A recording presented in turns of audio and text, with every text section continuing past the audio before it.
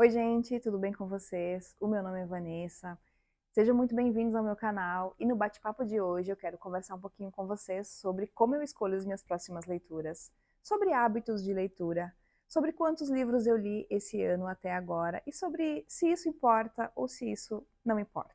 Enfim, vamos fazer uma pausa e vamos conversar sobre livros? Vem comigo! A ideia para eu gravar esse vídeo surgiu de 3 momentos. Primeiro, quando eu estava montando a minha lista de livros para ler o ano que vem, e da forma como eu estou pensando o que eu quero ler no ano que vem. Então eu penso em áreas da minha vida para eu escolher esses livros. Também surgiu de uma story que eu gravei lá para o Instagram, eu vou deixar aqui o meu arroba, caso você queira dar uma olhadinha lá. Lá eu falo diariamente sobre o que eu estou lendo, mostro um pouquinho da minha rotina, enfim. E também surgiu de um bate-papo que eu tive com algumas amigas leitoras, que a gente fez um encontrinho, e aí todas conversamos sobre como a gente escolhe os nossos livros, o que a gente está lendo, por que a gente está lendo aquilo ali. E eu achei legal trocar essa ideia com vocês aqui também. Então eu já quero saber como é que você escolhe os seus livros. Se é de forma aleatória, se é de forma intencional.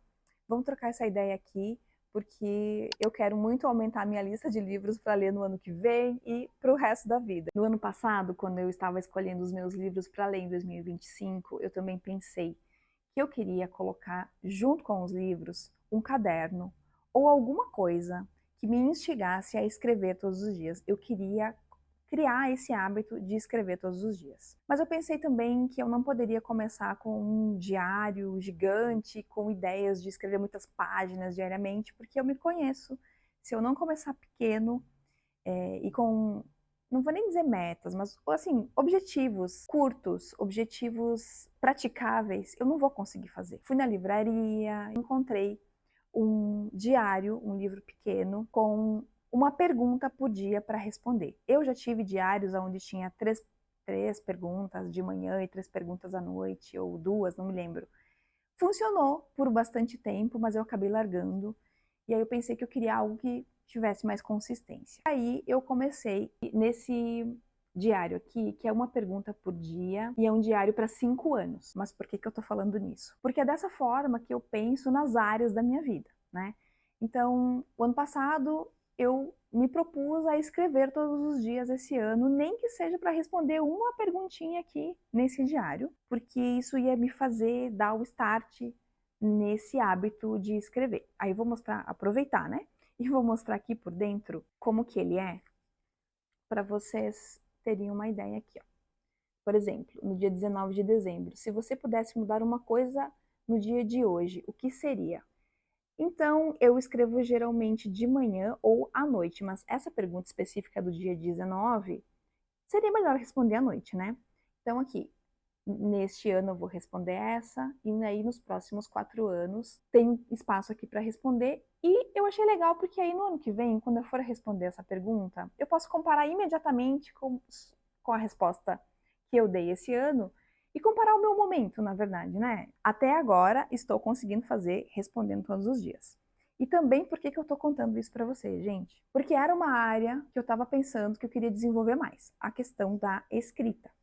Consegui, tá? Consegui fazer todos os dias e até criei um caderninho aonde eu estou anotando os trechos mais interessantes das leituras que eu estou fazendo. Eu também criei um caderno como se fosse um dicionário, porque no livro O Tempo e o Vento, que eu li os volumes 1 e 2, e o ano que vem eu vou ler o volume 3, tem muitas palavras diferentes que eu desconhecia.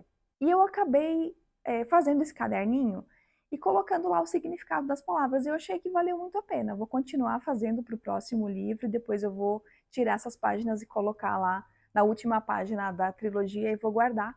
E é uma coisa a mais para escrever. Então, assim, é um pouco por dia, né, é uma meta singela, mas ela valeu, tá?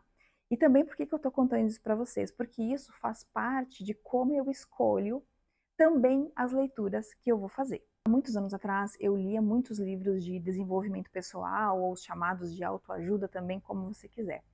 Aí depois eu parei e pensei que aquilo ali me ajudou um pouco, sim. Tiveram alguns livros que eu considero que foram muito interessantes, como, por exemplo, Hábitos Atômicos. Tem alguns, me deram alguns insights para eu construir hábitos, por exemplo, linkar um hábito que você quer fazer a um outro hábito que você já tem para poder criar ele. E o que aconteceu com isso? O hábito da escrita. Em que momento que eu faço isso? No momento em que eu vou ler. Porque eu sei que eu vou parar e vou me concentrar, então eu sei que eu consigo escrever. Outro livro que eu achei que foi bem legal e que me deu uma outra visão sobre os meus horários e horários do nosso ciclo circadiano foi: mude seus horários, mude sua vida. Eu vou deixar as capinhas desses livros aqui, eu tenho eles físicos, mas eles estão lá no meu escritório e hoje eu estou gravando de outro lugar. São livros assim simples, fáceis de ler e que podem dar alguns insights legais para você mudar alguma coisinha na sua vida que talvez só estava precisando daquele empurrãozinho, e esses livros foram legais para mim. Mas como fazem muitos anos que eu li eles e eu estava querendo ler algum livro sobre hábitos novamente, eu acabei comprando esse outro aqui e eu achei ele também numa linguagem bem simples. Abri as primeiras páginas e dei uma lida. Ele não tem a folha branca, o que já é bem legal, viu? Porque aqueles outros, pelo menos Hábitos Atômicos, eu acho que tem a folha branca e eu não gosto nem um pouco. Mas enfim, esse daqui é um dos livros que eu pretendo ler no ano que vem para implementar principalmente um hábito que eu já tinha implementado há um tempo atrás e eu acabei largando e agora eu estou com dificuldades, que é o de dormir cedo e acordar cedo. E se tiver mais algum outro aqui que eu encontre também que eu ache legal, por que não, né? Eu sei que você pode estar pensando aí: minha filha, tome vergonha na sua cara. 9h30 da noite, vá dormir, desligue tudo. E aí, no outro dia, às 5 horas da manhã, quando despertar o teu despertador, o teu celular, saia da cama. Simples, né? Parece simples, mas eu estou precisando de dicas extras de como fazer isso e eu espero muito que esse livro me ajude. Não me julguem, gente, por favor. Outra área da minha vida que eu também estou sempre lendo, estudando e tentando me aprofundar é nas questões de maternidade. E eu tenho uma filha de 6 anos e eu quero ter um melhor relacionamento com ela, eu quero criar ela da melhor forma possível. Filhos não vêm com um manual de instruções, então a gente vai aprendendo conforme a gente vai vivendo e a gente quer sempre fazer o melhor por eles. Porém, às vezes a gente não tem todas as ferramentas, certo? Então, para tentar entender melhor um pouco como é o funcionamento das crianças, e nesse caso especificamente o cérebro infantil, é que eu comprei esse livro há um certo tempo, estava lá na minha estante e dessa vez eu vou ler. O Cérebro que Diz Sim, do Daniel Siegel e da Tina Bryson. Como criar filhos corajosos, curiosos e resilientes. Se aqui dentro tiver uma ou duas dicas que vão melhorar o meu relacionamento com a minha filha, vão me fazer entender melhor como funciona o cérebro da criança, eu já vou ficar bem feliz. Não é um livro muito longo também, que eu acho que eu não vou demorar muito para ler, não tem nem 200 páginas. Então, essa é mais uma área da minha vida que eu quero melhorar e por isso esse livrinho aqui foi para minha lista. Agora, falando de ficção propriamente, hoje eu não vou mostrar para vocês toda a minha lista de livros para ler no ano que vem, porque eu ainda estou fazendo ela, inclusive. E como que eu faço isso? Então eu vou lá na minha estante e olho os livros que eu já tenho. Abre parênteses. Eu adoro comprar livros novos. Estou sempre de olho nas promoções. É um prazer muito grande para mim adquirir uma obra que eu estou querendo há muito tempo, ou uma edição diferente. Tenho disso também, tá? Fecha parênteses. Mas, como eu também quero valorizar aquilo que eu já tenho na minha estante, porque por algum motivo eu escolhi esse livro e ele está ali, então eu vou primeiro ali no que eu já tenho. Outra coisa que eu penso é o seguinte: se eu li algum autor pela primeira vez esse ano e no ano que vem eu quero ler mais alguma coisa dele, eu também já pego o que tem ali, ou então deste autor eu adquiro um livro novo, que foi o que aconteceu nesse caso do próximo livro que eu vou mostrar para vocês, porque esse ano foi a primeira vez que eu li Saramago e eu comecei por Ensaio sobre a Cegueira. Eu fiz um vídeo específico sobre esse livro porque foi uma experiência literária realmente. Eu vou deixar linkado aqui nos cards, aqui nos comentários também, caso vocês queiram ver as minhas impressões sobre esse livro. E Eu gostei tanto que eu comprei um outro livro, que é este aqui, Ensaio sobre a Lucidez. Saiu pela Companhia das Letras, nessa edição linda. E se vocês quiserem saber um pouquinho mais sobre esse livro aqui, tem um outro vídeo que eu também mostro, esse e o outro livro que eu tenho do Saramago, e eu vou deixar linkado na caixa de informações, tá bem? Então, esse é um que está na minha lista do ano que vem, com certeza. Também quero conhecer autores novos. Pensei em qual gênero literário que eu não tenho lido tanto nos últimos tempos e que eu quero conhecer um autor novo daquele gênero ali. E pensei nos romances policiais. Eu nem sei qual foi a última vez que eu li um romance policial, gente. Agatha Christie é o primeiro nome que vem à minha mente quando eu penso nesse gênero, e eu fiquei pensando muito tempo se na minha adolescência ou quando eu era mais jovem mesmo eu li alguma coisa dela e eu não consigo me lembrar. Então, eu tenho para mim que eu não li nada dela, e se eu li eu já esqueci, e eu vou considerar uma autora nova na minha vida. Eu vou começar por E Não Sobrou Nenhum. E tenho bastante curiosidade de saber qual que vai ser a história, que me parece que se passa numa ilha misteriosa, e basicamente só sei isso, tá? Não sei de maiores detalhes, e depois que eu ler eu venho aqui contar para vocês. Se vocês já leram algum outro livro da Agatha que vocês acham que eu deveria conhecer também, deixa aqui nos comentários que eu quero muito saber. Falando em autores novos, sempre tem espaço para mais um, né? Então, no ano que vem, gente, eu quero conhecer um outro que é super famoso, super conhecido, que eu tenho muita curiosidade, que é o Zafon. E eu vou começar pela Sombra do Vento. Eu acho essa capa muito linda. Olha só, sei, parece um quadro, assim. Pena esse selinho aqui que fala que a série com mais de 50 milhões de cópias vendidas no mundo. Podia muito bem estar num plástico que vem ao redor, né? E a gente tira e fica a capa limpa. Não sei vocês, mas eu preferiria que fosse assim. Mas aceitemos, né? Essa edição aqui saiu pela Suma. É um livro grandinho, aí eu tenho mais de 450 páginas. E eu estou bastante curiosa para saber como é que é a escrita do Zafon. Me contem aí se vocês acham que é um livro que vale a pena. Das pessoas que eu conversei até hoje, não ouvi de ninguém a informação de que não é um ótimo livro. Então estou com boas, mas não tão altas expectativas, porque eu já aprendi. A gente não pode ter altas expectativas, porque a experiência de leitura é única para cada leitor. Falando em experiências de leitura, eu tenho um livro para indicar para quem gosta de ler clássicos ou para quem quer se aventurar a iniciar no mundo dos clássicos e quer uma leitura de apoio. Para mim, foi muito interessante quando eu li O Morro dos Ventos Uivantes, por exemplo, que é um livro, eu acho que um livro super diferentão, achando que era um romance. Na verdade, eu já sabia que não era bem um romance, mas eu não sabia que era uma tragédia total, embora é um livro muito bom. Eu recomendo super a leitura dele, mas não vão achando que é um romance fofinho e lindo, porque não é, tá, gente? Eu falo mais dele também no outro livro que eu gravei aqui pro canal, vou deixar aqui linkado no box de informações também para você, tá? Mas o livro de apoio que eu tô falando, que me ajudou a contextualizar a obra, a entender melhor o que a autora queria dizer com as situações que ela coloca ali, como que era o hábito das pessoas no tempo em que aconteceu, em que o livro foi escrito, me ajudou bastante. E eu acho que para quem está começando com os clássicos é bem legal você ter um contexto sobre o momento em que esse livro foi escrito, algumas informações sobre os autores também.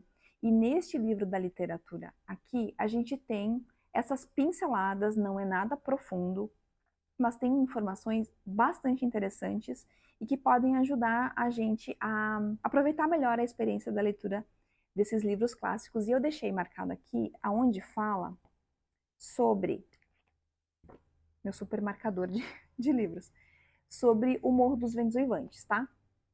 Então aqui, olha, ele é lindo, esse livro é lindo. Ele tem uma fala que está dentro do próprio livro: não posso viver sem minha amada, não posso viver sem minha alma. É bem dramático, tá, o livro, então tem esse tipo de fala aqui. E aí aqui, só na primeira página, eu vou mostrar para vocês que tem um pouquinho sobre a vida da Emily Brontë. Tem o contexto, por exemplo, ó, é um livro gótico vitoriano. Antes desse livro, o que foi escrito, que pode talvez ter servido de inspiração para a autora.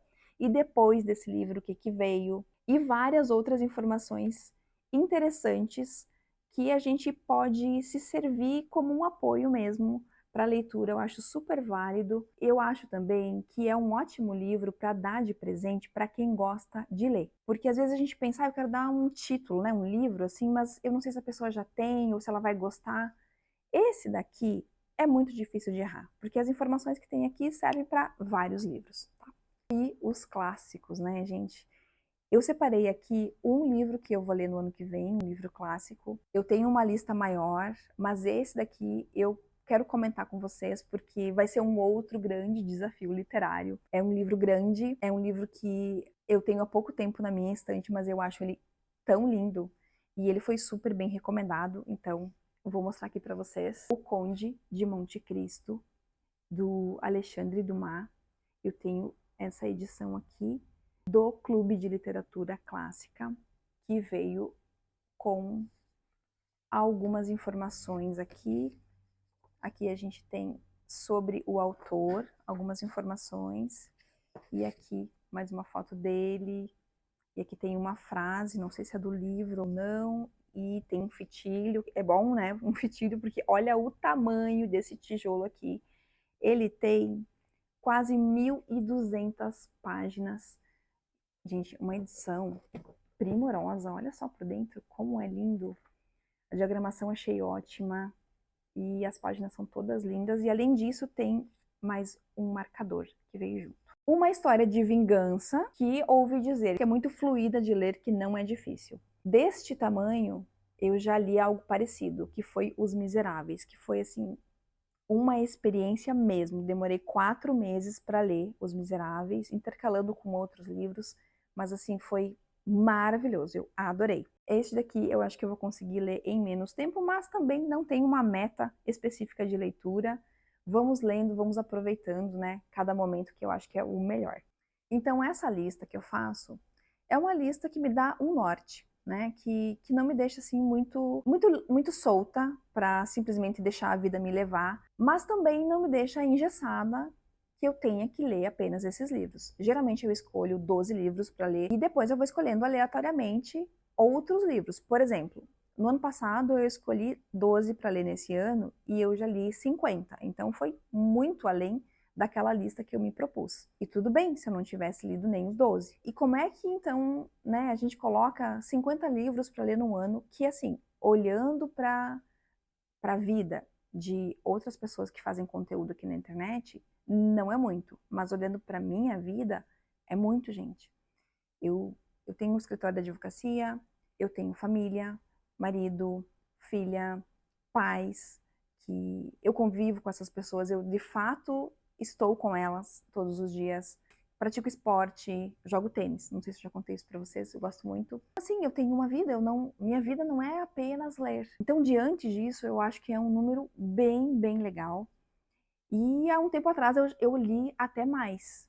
Naqueles tempos em que eu acordava às 5 horas da manhã e lia durante 1h30.